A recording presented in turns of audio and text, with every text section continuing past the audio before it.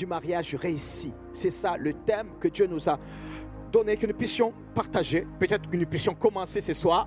On ne sait pas jusqu'où Dieu va nous amener, mais j'aimerais bien que nous puissions parler à cœur ouvert. Si tu as des jeunes dans ta maison, tu es parent, tu as des jeunes, fais-les écouter cette émission au nom de Jésus. Ne les laisse pas quelque part, coincés quelque part, qu'ils puissent écouter. C'est important parce que souvent, dans le mariage, vous savez, j'entends les gens dire, pasteur, si je savais, quoi, c'est que nous allons parler ce soir. Mais des fois, c'est trop tard. Et d'autres disent, mais comment je vais faire pour m'en sortir? Tu sais, quelqu'un qui est marié, il doit écouter cette émission ce soir, dans le nom de Jésus. Donc, on va dire, tout le monde doit écouter. Tout le monde, au nom de Jésus, gloire à Dieu. Yes.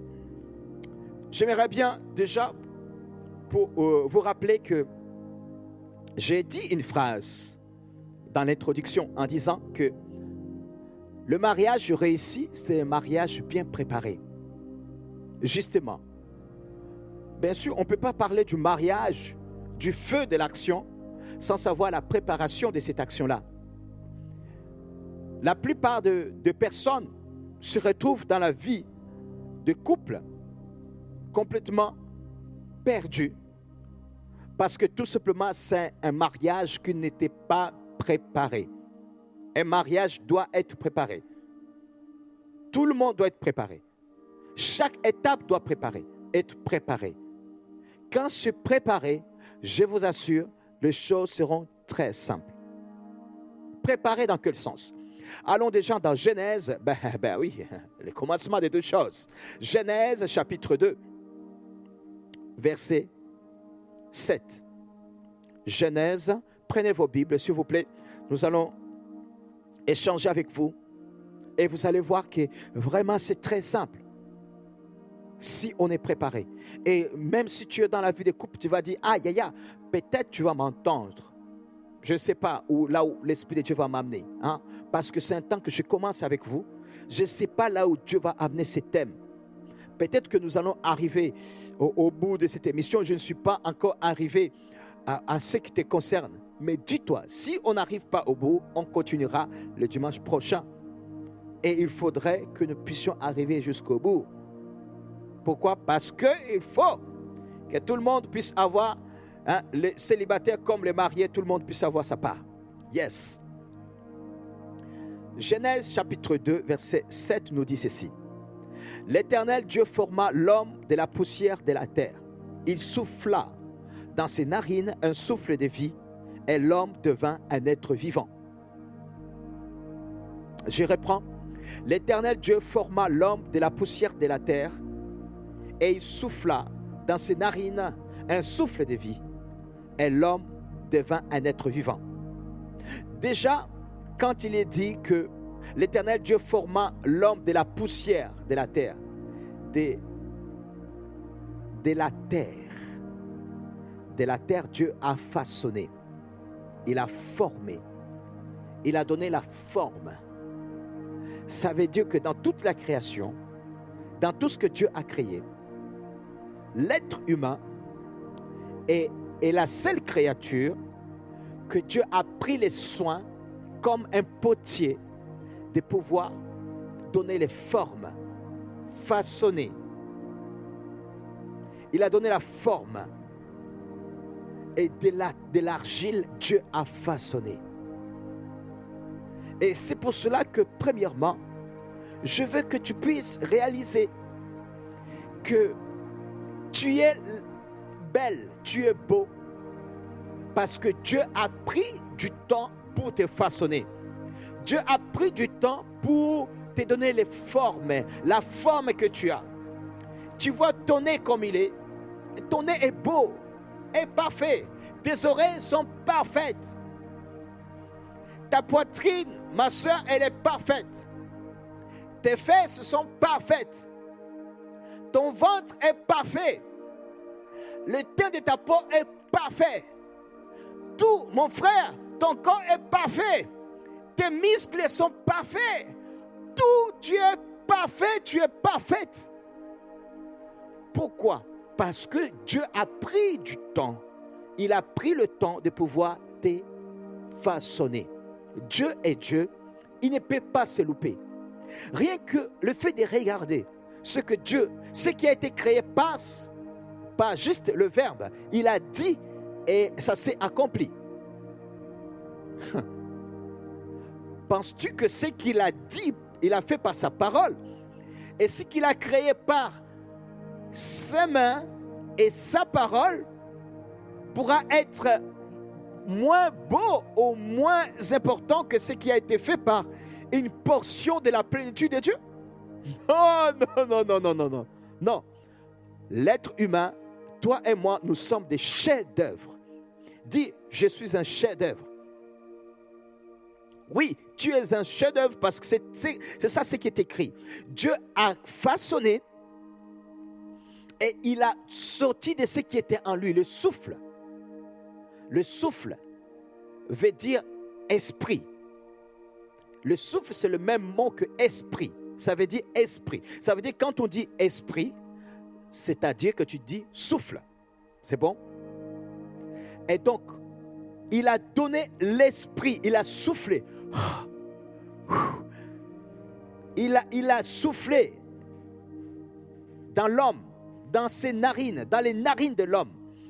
Et l'homme qui était argile, et le souffle de Dieu, quand il est rentré dans l'homme, et l'homme est devenu, il est écrit, un être vivant. Tu vis parce que Dieu t'a donné sa part. Déjà, il t'a créé à son image, selon lui. Donc, tu es le reflet de lui.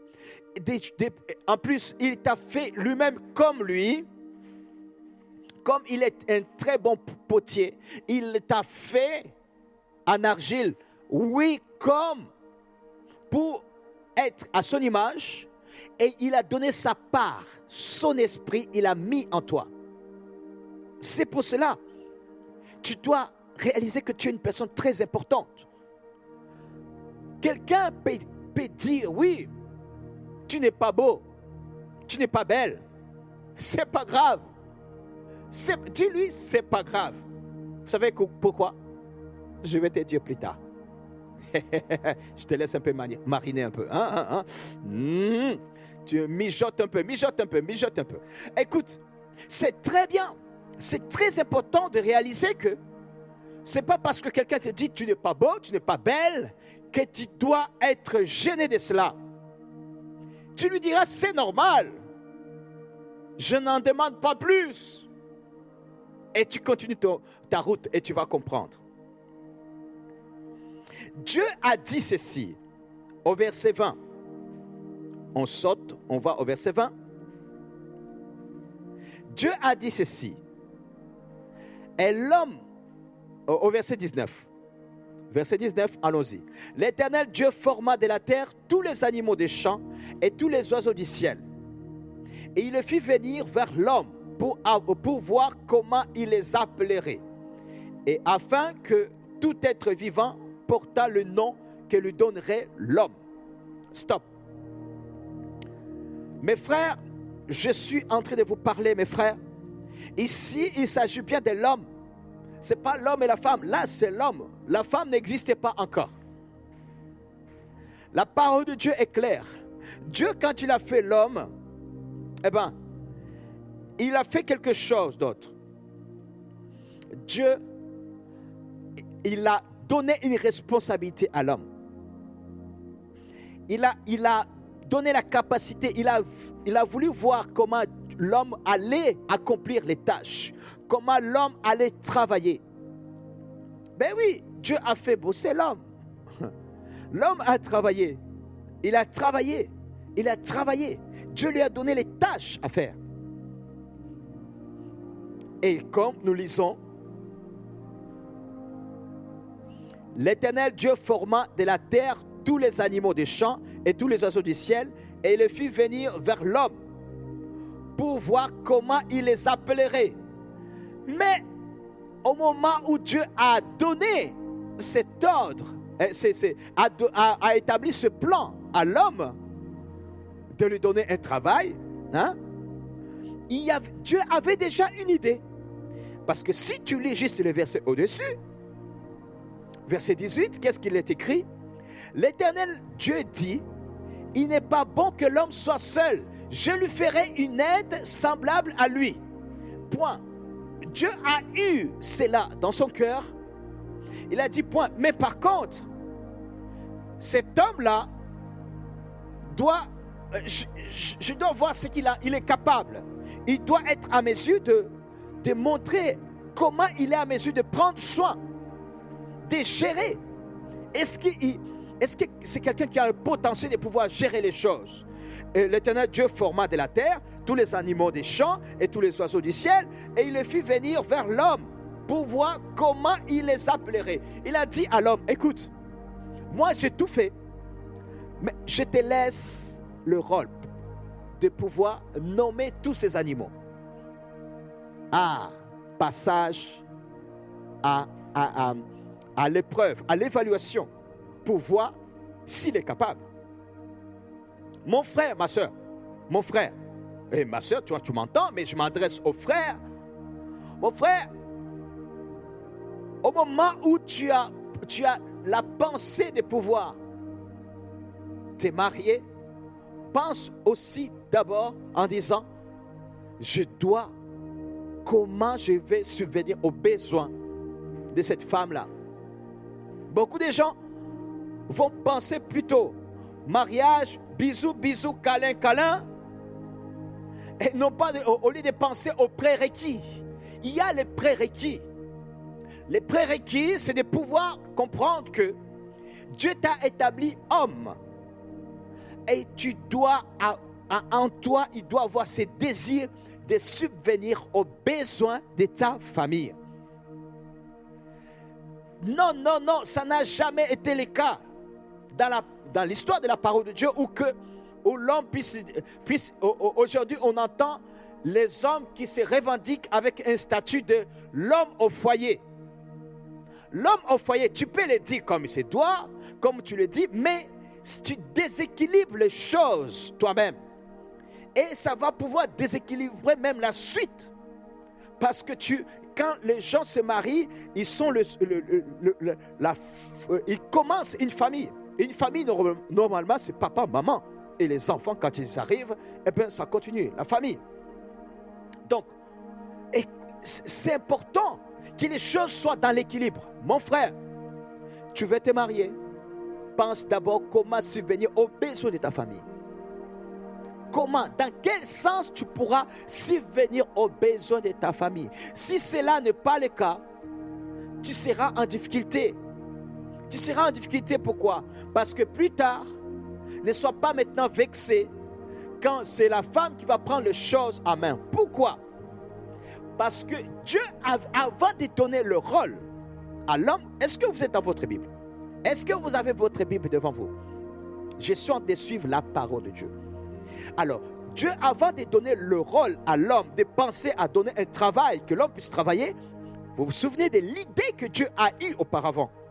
Verset 18, il a dit, l'Éternel Dieu dit, il n'est pas bon que l'homme soit seul. Je lui ferai une aide semblable à lui. Donc, il va ressembler, mais ça sera une aide. Une aide qui a le potentiel, ceux qui suivent souvent les mariages, quand j'enseigne au moment de bénédiction de mariage, je dis souvent de ça, en disant, ok, quand on te donne une aide, on ne va pas te donner une aide qui sera un fardeau pour toi. On va te donner une aide. Une aide, c'est une personne soit qui est égale à toi ou qui est supérieure à toi. Ben oui, pour que tu puisses être performant. Moi, je vois, par exemple, dans l'église, je rends grâce à Dieu pour vos dons, vos capacités, et j'ai prie pour que vous puissiez en avoir plein. Parce que vous êtes là pour m'épauler, pour que nous puissions faire l'œuvre du Seigneur. Alors, plus il y a des gens avec le potentiel, plus nous ferons des choses qui vont pouvoir impacter le monde. Alléluia, gloire à Dieu. Parce que plus il y a des gens qui sont beaucoup plus doués autour de moi, plus que moi, ben, bien sûr. Donc ce que je ferai sera vraiment avec beaucoup plus d'impact. Ben oui, ça sera avec beaucoup plus d'impact parce que je suis entouré de personnes beaucoup plus douées que moi. Et donc, moi, mon rôle, ça sera de pouvoir manager toutes ces compétences que Dieu m'a données, ces potentiels que Dieu m'a donnés. Et c'est pour cela que Dieu, quand il dit que je lui ferai une aide, ça veut dire Dieu avait dans l'idée de faire une femme, une personne qui va ressembler à l'homme, mais qui aura le potentiel soit égal à l'homme ou soit supérieur à l'homme. Mon frère, je ne suis pas en train de vous dénigrer, moi-même je suis un homme. Et je vous l'ai dit parce que c'est une réalité qui est là.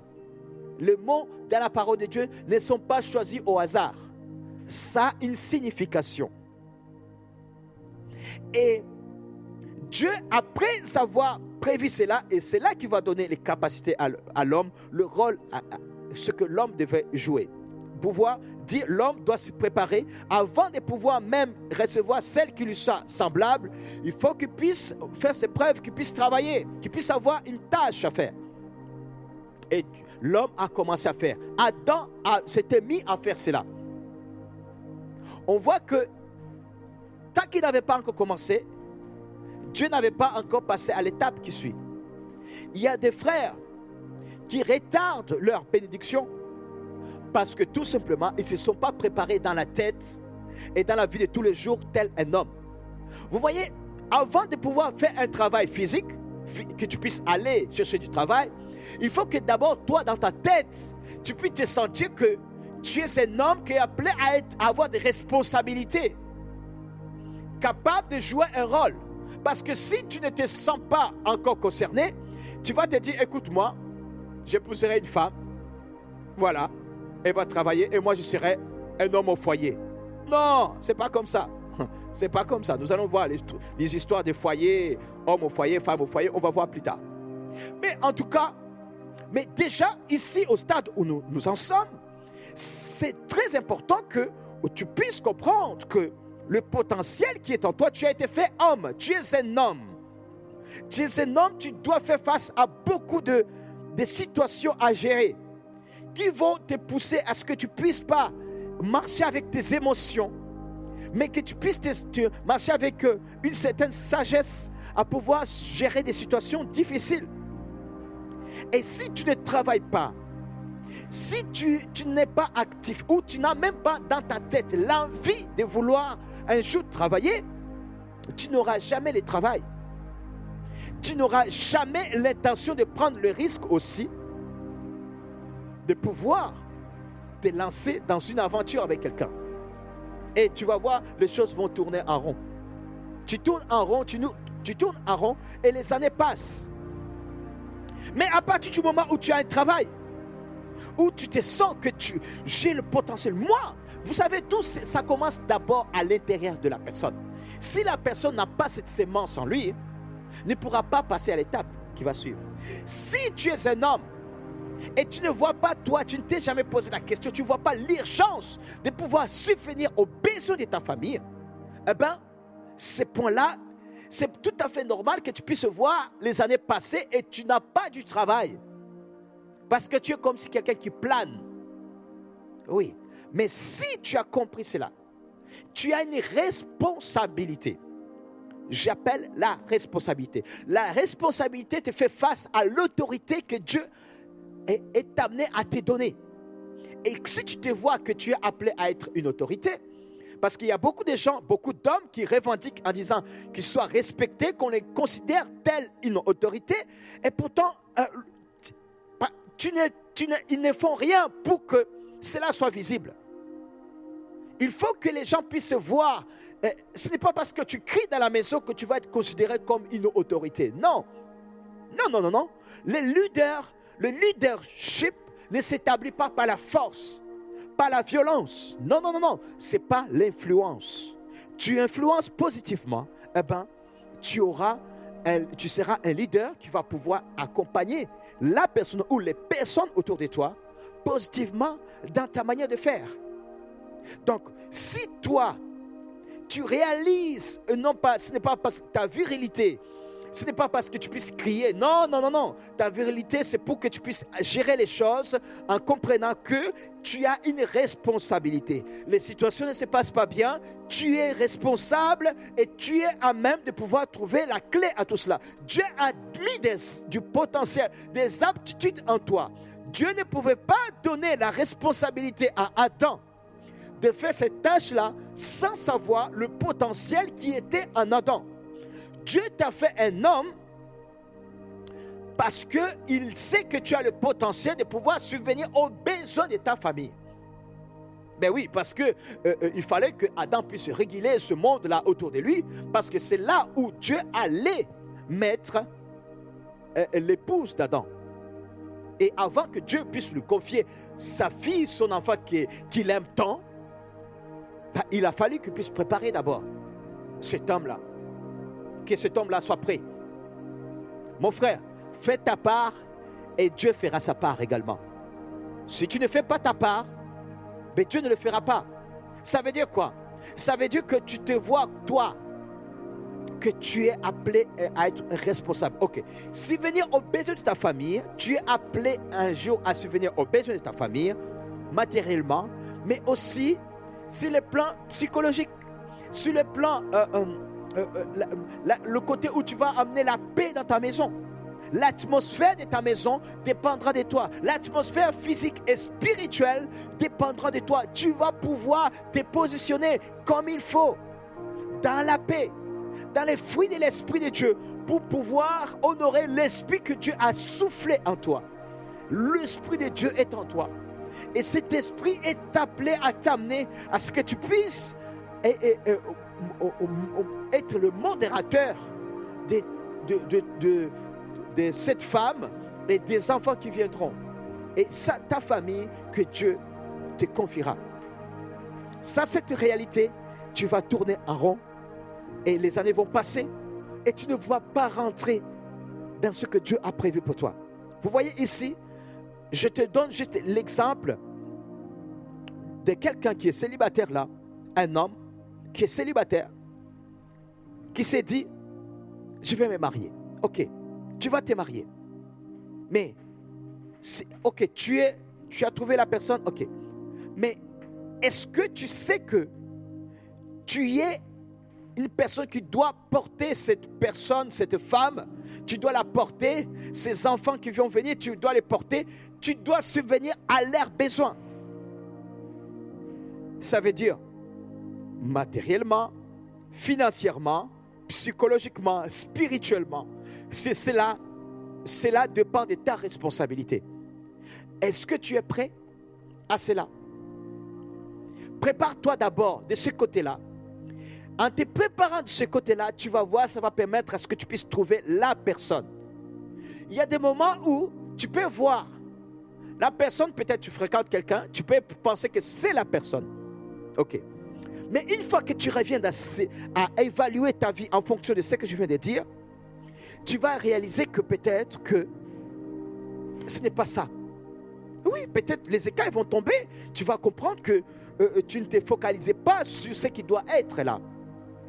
Oui, si toi tu voyais, elle va travailler, ainsi de suite, et moi je vais faire ça et ça, tu comprends que les choses changent. Si tu comptais que tu sois un homme au foyer, tu vois que les choses changent. Si tu comprends que toi tu es quelqu'un qui comprend en disant non, moi la femme doit obéir.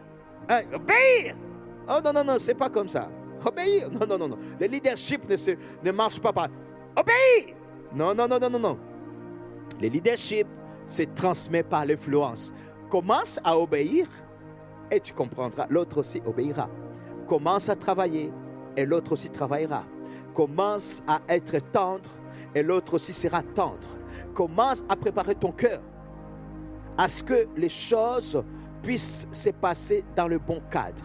Prépare-toi comme une autorité, comme un leader, en comprenant que tu as une responsabilité. Premièrement, subvenir, travailler, et que dans la tête, tu puisses te sentir capable de pouvoir travailler. Même si la femme ne pourra pas travailler, parce que je t'assure, élever les enfants, c'est un très grand travail également. Eh bien, toi, tu seras là pour répondre. Tu dois être positionné dans le cadre à pouvoir répondre à cela. Si tu ne réponds pas, ton mariage va aller tout droit à l'échec. Mariage réussi, c'est mariage bien préparé. Dis, mariage réussi, mariage bien préparé. Mon frère, prépare-toi, tu es un homme. Tu n'as pas à reculer, mais par contre, tu dois te préparer tout simplement. Comme je suis en train de dire. Vous aurez l'occasion, pendant que je suis en train de parler, si vous avez des questions, vous pouvez les envoyer à l'émission 06, au numéro 06 93 32 39 37. C'est l'émission des CDF News Radio. Vous pouvez poser des questions au moment où je parle. Vous arrêtez dans les groupes WhatsApp, arrêtez de faire des likes et compagnie pour que je puisse voir des questions. Vous pouvez poser des questions. Et si vous êtes tout simplement en dehors de France, des territoires français, vous pouvez envoyer sur WhatsApp sur plus 262 693 32 39 37. Je reprends, plus 262 693 32 39 33. Bon. Plus 262 693 32 39 37. Voilà. 32 39 37. Voilà. On s'est compris. C'est bon. Voilà. Comme ça va permettre à ce que je puisse répondre à vos questions au fur et à mesure que que nous puissions échanger. Nous sommes dans l'été pastoral. Hein? Souvenez-vous, l'été pastoral, c'est une émission d'enseignement et où, à un moment donné, vous posez des questions. Et donc, vous comprenez, mes frères, que Adam, ici, nous sommes au Genèse chapitre 2, verset 19. Maintenant, passons au verset 20. Il est écrit, « Et l'homme donna des noms à tout le bétail, aux oiseaux du ciel et à tous les animaux des champs. Mais pour l'homme, il ne trouva point d'aide semblable à lui. » Eh bien, c'est pour cela que, alors, Dieu est revenu à ce qu'il avait déjà prévu au verset 18. Au verset 29, 21, il va dire ceci. Alors l'Éternel Dieu fit tomber un profond sommeil sur l'homme qui s'endormit. Il prit une de ses côtes et referma la chair à sa place. L'Éternel Dieu forma une femme de la côte qu'il avait prise de l'homme et il l'amena vers l'homme. Écoutez, enlevons de ce côté-là où on va dire oui, parce qu'on a vu beaucoup de gens démontrer, dire en disant voilà, vous voyez, elle a été prise au niveau des côtes. Vous voyez, hein, c'est en dessous. Ce n'était pas au niveau de la tête. C'est au niveau, ça veut dire que la femme, elle est inférieure. Non, ce n'est pas ça. Ce n'est pas du tout ça. Hein, n'allons pas chercher ce qui n'est pas à chercher. Mais en tout cas, ce qui est vrai, c'est que Dieu a pris effectivement au niveau de la partie la plus centrale des organes vitaux pour pouvoir permettre en disant hey, cette femme-là, elle va être une personne qui te soit une aide et qui va t'accompagner. Elle va marcher avec toi et vous allez pouvoir prospérer. Et regarde, je suis en train de montrer comment on doit se préparer. C'est bon? Au verset 21 et au verset 22, l'Éternel Dieu forma une femme de la côte qu'il avait prise de l'homme et il l'amena vers l'homme. Souvenez-vous que quand on parle, ici, Dieu parle. Il dit, il amena. Donc, on a amené, il y a eu un mouvement où c'est Dieu qui a amené la femme. Donc, ça veut dire que l'homme était quelque part, ok, il s'était endormi, Dieu avait pris la côte, ok. Et du coup, l'homme s'est réveillé, bon, c'était déjà refermé. L'homme s'était réveillé normalement. Et quand il s'est réveillé, bon, ok, il a continué avec ses activités. Mais par contre, on voit que si Dieu est arrivé à ce stade, c'est parce que l'homme était déjà prêt à pouvoir accueillir la femme. Mais il fallait une autre étape. Dieu a mis les circonstances pour que l'homme puisse voir. Et du coup, il est écrit que Dieu amenant la femme. Quand on dit amenant, il y a eu un mouvement. La femme était quelque part. Elle est venue. Au fur et à mesure, on ne sait pas à quelle distance, quel endroit, quel moment, comment. Mais on sait que c'est Dieu qui révèle ceci. Et les mouvements de Dieu, comme tout ce qui est dans Genèse, tout ce que tu vois au niveau de la création, c'est régi sous le temps Kairos. Ce n'est pas sous le temps Chronos. C'est pour cela que les gens vont dire, oui, les premiers jours, Dieu créa ceci. Oui, Dieu créa. Mais comment ça se fait que Dieu a créé tout ça? Un seul jour. Oui, c'est selon le temps Kairos. Le temps de Dieu. Un jour selon Dieu. 2 jours selon Dieu. 3 jours selon Dieu. Vous comprenez?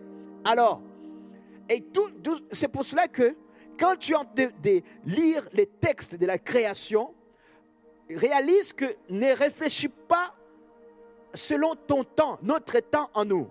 Parce que ici on dit, Dieu l'amenant vers l'homme. Ok, il l'a amené vers l'homme, mais ne pense pas qu'il a pris dans la chambre à côté, amené, bon, elle est là. Non, il a pris quelque part. Et ces temps-là, les temps de l'amener et de le faire arriver auprès de l'homme, l'homme a eu le temps de pouvoir regarder. Il a vu. Écoutez-moi. Écoutez-moi. Là, c'est très, très sérieux. Mes sœurs, mes frères, c'est très, très sérieux. C'est très, très sérieux.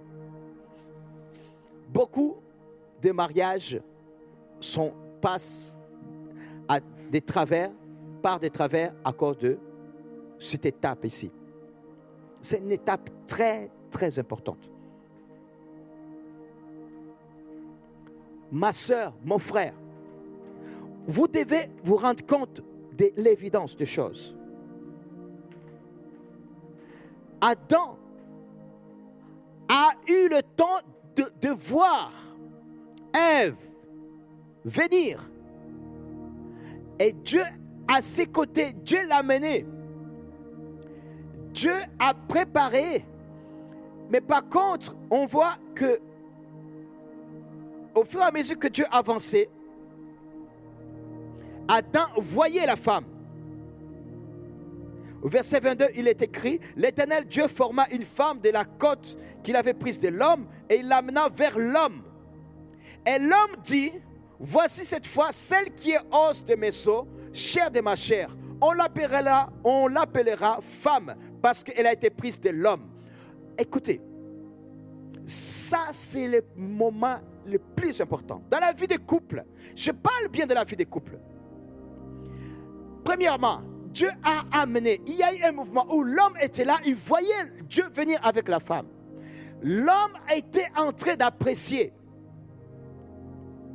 Et c'est pour cela que quand la femme est arrivée, l'homme a eu à dire quelque chose. Si l'homme n'était pas d'accord, il pouvait dire, je ne suis pas d'accord. Je ne vais pas. Et c'est là, ça serait resté là. Mais par contre, l'homme a eu le temps de voir, et c'est pour cela que quand il est arrivé, Dieu va lui laisser même le rôle de pouvoir même nommer cette femme-là. Pourquoi? Parce qu'elle a été acceptée dans ce royaume où Dieu et l'homme avaient l'autorité et c'est lui qui gérait toutes choses. Je ne parle pas des hommes, y compris Ève. Ève n'était pas obligée. Dieu, si Ève ne voulait pas d'Adam, il pouvait dire non, papa. Parce que Dieu l'a amené tel un père qui amène sa fille à l'autel du mariage. Ève pouvait dire non papa, je ne vais pas. Et ça pouvait s'arrêter là. Le problème dans notre vie, notre génération, cette étape-là est trop accélérée. Les gens marchent en voulant accélérer les étapes. Les gens vont pouvoir dire ok, je la vois, elle est belle. Oui, parce qu'elle est belle. Oh, elle est belle, elle est belle, elle est belle. C'est la mienne. Non, non, non, non. C'est pas parce qu'elle est belle que tu vas forcément dire voilà, je vais faire d'elle ma femme. Il y a une étape d'appréciation. Tu apprécies tout. Tu ne vas pas dire maintenant, tu vas sauter en disant voilà. Non, non, non, non. Laisse-toi le temps. On n'épouse pas quelqu'un par pitié, s'il vous plaît. Épouse pas quelqu'un par pitié. Bien sûr, oui. Tu dois d'abord laisser le temps pour permettre à ce que tu puisses aimer. Être sûr que tu es vraiment amoureuse, amoureux. Parce que il y a des personnes qui se marient parce que tout simplement les gens les ont vus se fréquenter depuis un petit moment.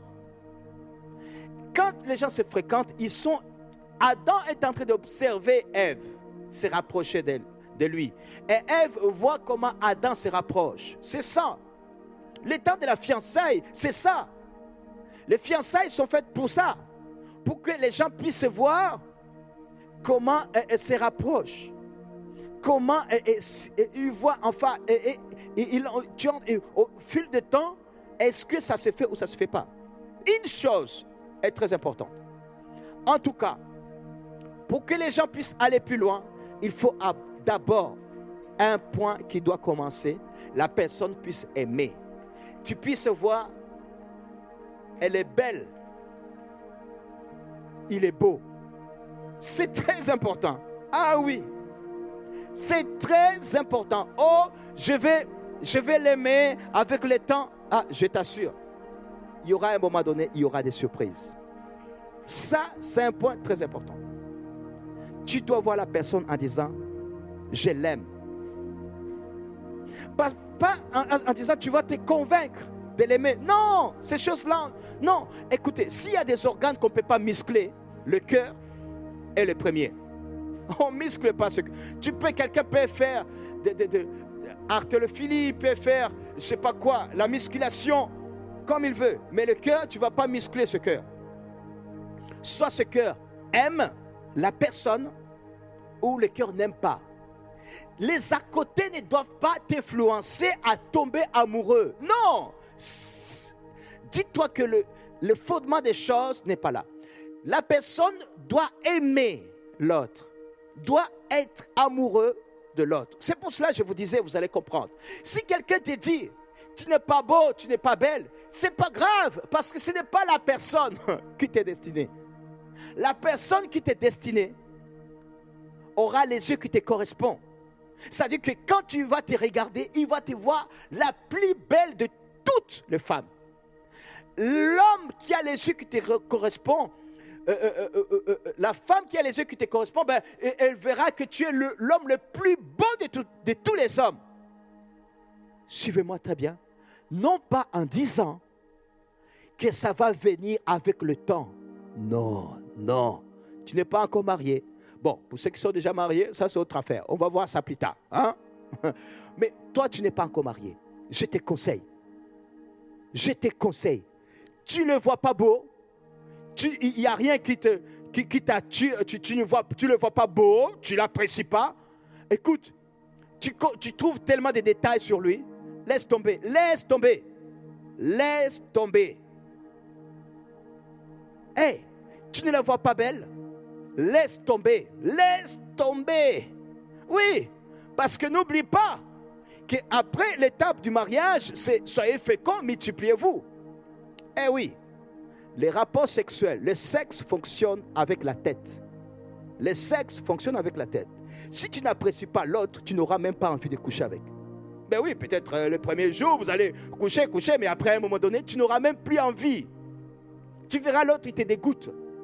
Oui, je vous dis la vérité. Tu n'auras pas envie. Tu voulais dire, ouais, juste pour satisfaire la personne, mais tu ne pourras pas. Pourquoi? Parce que il n'y a pas le désir. Pourquoi? Parce que tu n'es pas... Premier principe, tu l'avais bafoué. Le fait de pouvoir dire, je l'aime, elle est belle, il est beau. Voilà, je l'aime, elle est belle, il est beau. Ça, c'est un principe très important. Mais beaucoup de gens vont se dire, écoute, tu vois quand même, il a des... Voilà, il est gentil. Et tout cela vient après. D'abord, tu vas le voir comme il est, tu l'apprécies comme il est. Tu dois l'apprécier comme elle est. Tu la trouves belle, tu trouves tout sur elle et te convient. Si ces principes-là n'est pas réunis, écoute, à quoi bon de te marier pour que plus tard tu puisses aller regretter? Il y a des personnes qui sont malheureuses dans leur vie de couple. Pourquoi? Parce que tout simplement, ce genre d'éléments ne sont pas réunis des fois. Là, je parle de la partie physique.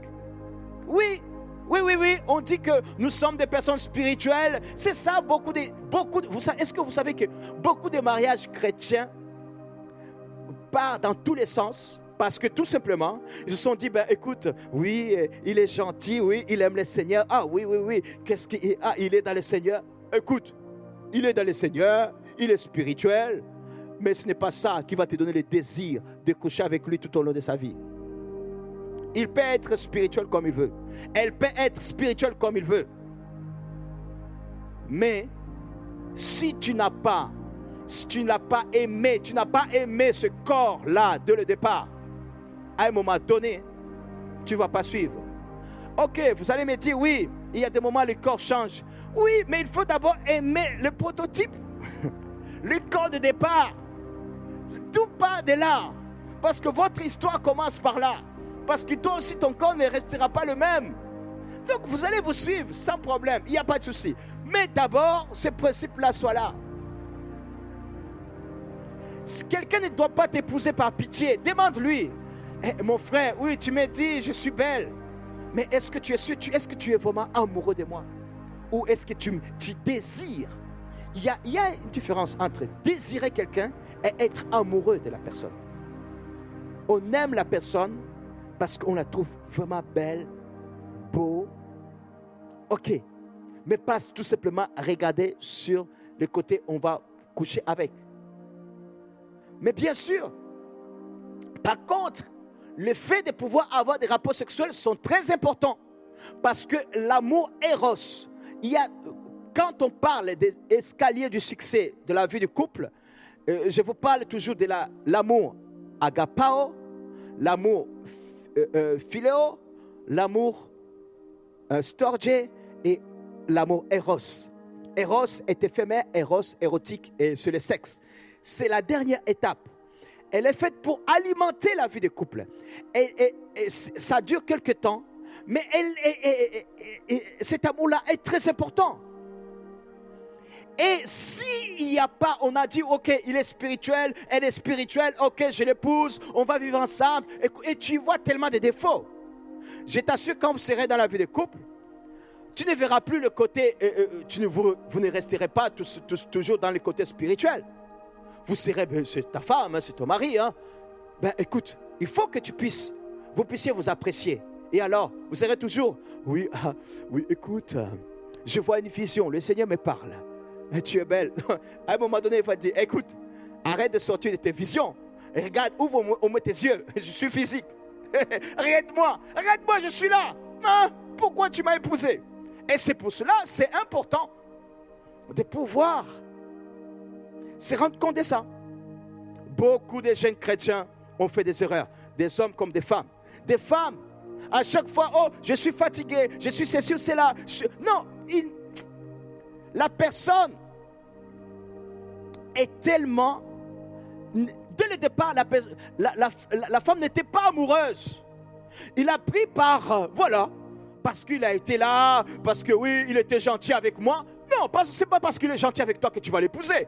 Laisse-le. là-bas, il faut que tu puisses prendre l'homme avec lequel tu vas marcher. Il va marcher à côté de toi. Tu sens que voilà, je suis avec mon mari. Ben oui, on est des êtres humains, on est dans la société, mes frères et sœurs. Il faut tenir compte de cela. Mais si ces principes-là n'est pas réunis, ben tu ne pourras pas vraiment savoir comment te comporter par rapport à cet amour-là, à cette personne-là qui est là. Et à ce moment, tu vas commencer, à trouver comme si vous tournez en rond. Ok, on continue. Et l'homme dit, verset 22, je reprends, verset 22. Alors l'Éternel Dieu fit tomber 22. L'Éternel Dieu forma une femme de la côte qu'il avait prise de l'homme et qui l'amena vers l'homme. L'homme, quand il a vu la femme venir, comme je vous disais, l'homme a aimé, a vu, il était beau, elle était belle. Tous les deux, ils se sont vus comme cela. Mes frères, mes soeurs, je reste encore là. Trouve ces principes-là est très important. Et aussi, maintenant, au fur et à mesure qu'il s'avançait,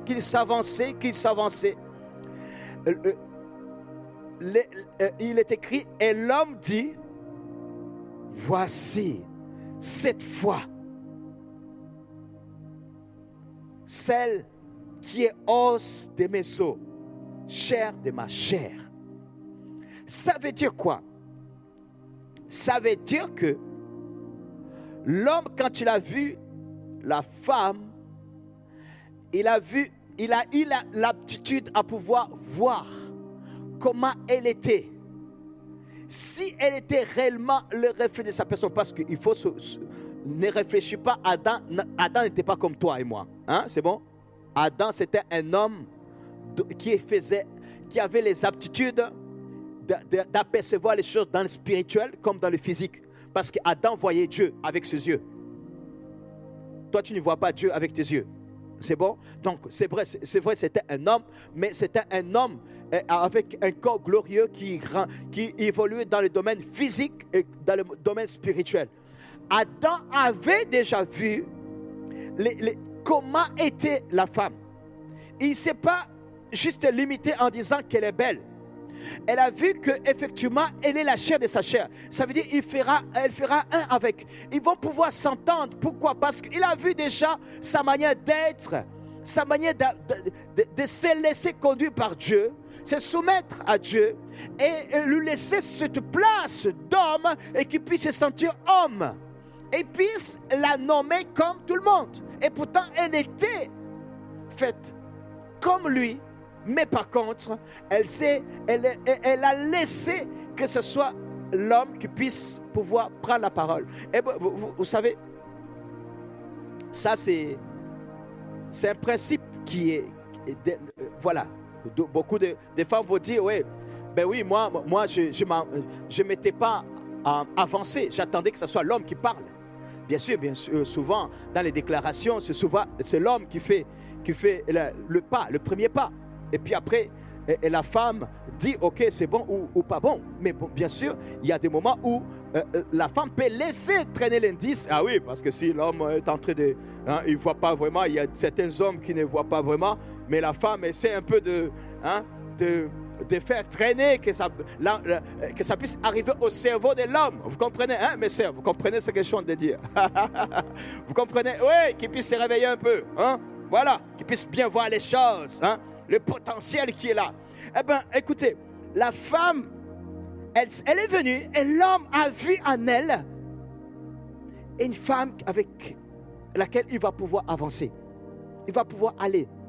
En fait, l'homme s'est senti à sa place de pouvoir guider cette femme, de pouvoir la protéger, de pouvoir être là pour elle. Pourquoi? Parce qu'il ne s'est pas limité qu'à la beauté physique. Il est parti aussi à regarder au niveau du caractère. Oh, mon frère et ma soeur, si tu veux, je t'assure, si tu veux comprendre, toi tu n'es pas encore marié, ok, je vais te dire ceci. Tu peux épouser la femme, elle est belle comme tu veux, Mais si en arrivant dans la vie des couples, son caractère est insupportable pour toi, je t'assure, tu ne verras plus cette beauté-là. Tu la prendras auprès des autres, qu'elle est belle. Mais toi, tu te diras, tu veux la prendre? Prends-la, en quelque sorte. Mais écoute, tu vas suivre la suite. Fais pas ça ce soir. Suis d'abord la suite. Mais écoute, mais par contre, pour les célibataires, je vais vous dire ceci.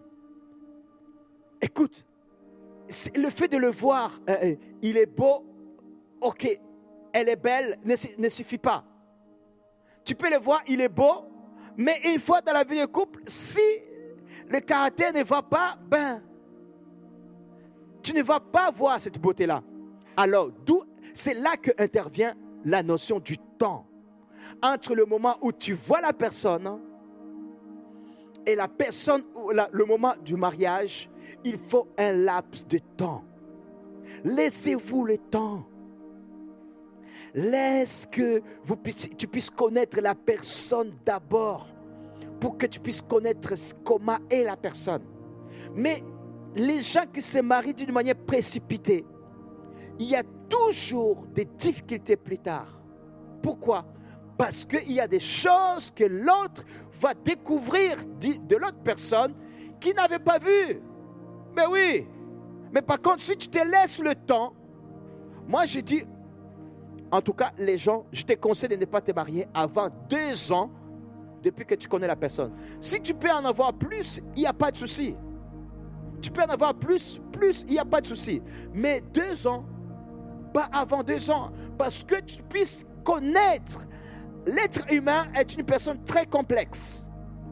Tu dois être à mesure de pouvoir comprendre ce qui est en lui.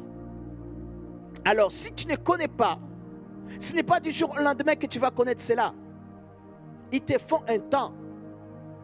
Toi, tu as besoin de voir. Toi, tu évolues dans le physique. Tu vas regarder, tu vas voir le comportement de la personne. Souvenez-vous, ici, nous parlons d'Adam glorieux. Adam qui n'avait pas encore péché. Et nous avons la chair sur nous. Donc, il y a certaines choses que nous n'apercevrons pas comme Adam a persévé. Donc, c'est pour cela que tu as besoin de te laisser le temps de voir. Et si tu vois quelque part où ça ne va pas, s'il te plaît, laisse tomber. Laisse tomber. Ne pense pas que ça va s'améliorer en vous mariant. Non! Ce que tu vois, des détails que tu vois en disant, bon, écoute, non, c'est un être humain aussi. Tu sais, de temps en temps, il aime bien sortir, faire ceci ou cela. Et quand vous allez vous marier, ça va s'empirer. Ça va s'empirer. Spirituel ou pas spirituel. Enfant de Dieu ou pas enfant de Dieu. C'est un être humain. Il peut avoir des défauts. Et tu comprends que quand quelqu'un est en Christ, Dieu reconstruit la personne. La personne, elle est parfaite. Mais maintenant, si tu vois des choses qui ne vont pas bien à cette personne-là par rapport à toi, ça veut dire tout simplement la personne n'est pas la personne qui t'est destinée. Je t'assure. Il y a des gens qui se convainquent en disant « je vis un grand amour ». Mais non, c'est parce que tout simplement le grand amour n'est jamais venu. Et ils se contentent de ce qu'ils vivent en disant « oui, je vis le grand amour ». Non. Toi qui es marié, je ne veux pas, je donnerai un enseignement là-dessus. Mais en tout cas, pour toi qui n'es pas encore engagé, ne construis pas ta vie sur les choses, le vécu des gens. Non. S'il te plaît, dans ce domaine-là, ne va pas construire ta vie sur les vécus d'autres personnes. En disant oui, ça va venir, tu sais, mais même moi, je ne l'aimais pas au début, mais après c'est venu. Non, ne construis pas sur leur vie. Ça, c'est leur vie. Ça, beaucoup de gens font ce genre d'erreur. Fais pas ça. Je te conseille. Toi, tu n'es pas encore engagé. Je te conseille à ce que tu puisses vraiment attendre. Et tu vas vivre ces grands amours. Oui, ça existe. Ça existe. Tu vas arriver à avoir la personne que tu aimes. Et la personne, vous savez, comment tu vas savoir que c'est ton grand amour? Parce que ça va être réciproque. La personne va t'aimer comme tu l'aimes, en fait. Oui, ça sera comme cela. Je t'assure. Ça sera comme cela. Tu ne vas pas faire l'effort de combler certains domaines. Non. Les domaines vont être comme il se doit. Et vous allez pouvoir vous aimer. Vous allez attendre vous allez attendre ces temps-là. Les temps vont passer. Vous vous entendez vraiment bien. On dit, les gens disent, oui, il y a des hauts et des bas comme dans tous les couples. Non, il y a des couples où il n'y a pas de hauts et des bas comme ce que toi tu es en train de dire. C'est quoi les hauts et les bas que tu décris? Tu vas dire les hauts et les bas. C'est quoi? Il y a le contenu de ces hauts et les bas. Mais tout le monde ne vit pas ça. Tu es comme une décoration dans la maison. Tu es comme une personne qui n'existe pas. Pourquoi? Il y a quelque part ou quelque chose qui ne va pas bien. Qui ne va pas bien. Mais maintenant, je reviens à toi qui n'es pas encore engagé. Je te conseille à ce que, à l'étape où nous sommes au niveau de l'enseignement, je vois que le temps est déjà passé.